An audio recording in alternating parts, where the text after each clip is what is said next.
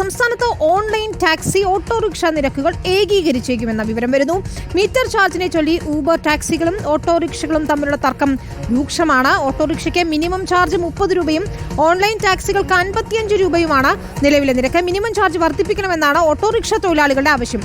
തർക്കം പരിഹരിക്കാൻ ഇടപെടുമെന്ന് ഗതാഗത കമ്മീഷണർ CH നാഗരാജു റിപ്പോർട്ടറിനോട് പറഞ്ഞു. സ്റ്റിക്കർ പതിപ്പിച്ചിട്ടും മീറ്റർ ഇടാതെ സർവീസ് നടത്തിയാൽ പെർമിറ്റ് റദ്ദാക്കുമെന്നും CH നാഗരാജു മുന്നറിയിപ്പ് നൽകുന്നു. ആദ്യം നമുക്ക് അദ്ദേഹത്തിന്റെ പ്രതികരണം കേൾക്കാം. അതൊരു ടെക്നോളജി കൊണ്ടുവന്ന ഒരു റെവല്യൂഷനാണ്.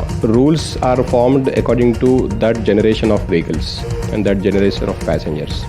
V cannot compare two different things. But definitely ഞാനിത് എന്താണെന്ന് ഒന്ന് എക്സാമിൻ ചെയ്യാം. മാർച്ച് 1 മുതൽ ഈ ഓട്ടോറിക്ഷകൾ മീറ്റർ ഇട്ട് ഓടിക്കണം, ഇല്ലെങ്കിൽ ആ യാത്ര സൗജന്യം എന്നൊരു സ്റ്റിക്കർ കൂടി വരികയാണ്. സ്റ്റിക്കറുണ്ട്, പക്ഷെ മീറ്റർ ഇടുന്നില്ല. ഞാൻ എങ്ങനെ പരാതി അറിയിക്കും? ഇറങ്ങി പോയാൽ മതി. സ്റ്റിക്കറുണ്ട്, മീറ്റർ എൻഗേജ് ചെയ്തിട്ടില്ല, യാത്ര സൗജന്യം. It's illegal. ആ യാത്ര തന്നെ മീറ്റർ ഇട്ടില്ല, ഒരു പാസഞ്ചർ ഉണ്ട്, മീറ്റർ ഇട്ടില്ല എങ്കിൽ അത് സൗജന്യമാണ്. That means that's the rule. Meter ഇട്ടാലേ ആ ഫെയർ നിങ്ങൾ കൊടുക്കാവൂ. ആഷിൻ ഡിയാഗോയുണ്ട് വിശദാംശങ്ങളുമായി. ആഷിൻ, ഏറ്റവും പ്രധാനപ്പെട്ട കാര്യം, നമ്മൾ പല വാഹനങ്ങളിലും കയറുമ്പോൾ ഇത്തരത്തിൽ ടാക്സികളിലും ഓട്ടോയിലും കയറുമ്പോൾ മീറ്റർ ഇട്ട് കാണാറില്ല. അതിലേതായാലും കർശന നടപടികൾ വരാൻ പോവുകയാണ്. ഇപ്പോൾ ഈ ടാക്സികളും ഓട്ടോറിക്ഷകളും തമ്മിലുള്ള തർക്കത്തിന് എന്താണ് പരിഹാരം? നിരക്ക് ഏകീകരിക്കുക എന്നത് തന്നെയാണോ? ഏത് തരത്തിലുള്ളൊരു ഇടപെടലായിരിക്കും ഗതാഗത കമ്മീഷൻ നടത്തുക?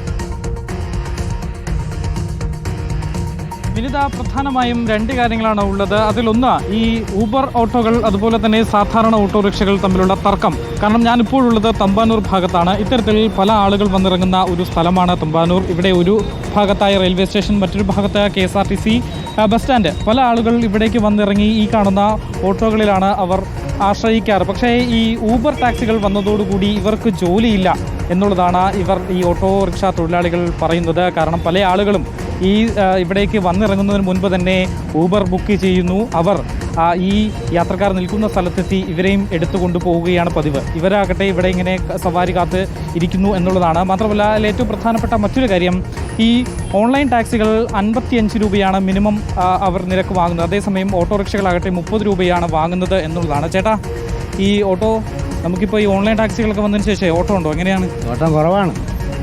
ചാർജോ ഇപ്പോൾ നിങ്ങൾ 30 രൂപയല്ലേ വാങ്ങുന്നത്? അതെ, 30 രൂപ. ഈ ഓൺലൈൻകാർ 55. ചാർജ് വർദ്ധിപ്പിക്കണോ? അങ്ങനെ എന്തെങ്കിലും ആവശ്യങ്ങൾ? അതെ, വർദ്ധിക്കണമെന്നുണ്ട്. ഈ ഒരു സാഹചര്യത്തിൽ എങ്ങനെയാണ് ഈ 30 രൂപ കൊണ്ട് ഓടിച്ചു പോകാൻ പറ്റുമോ? മുതലാവില്ല.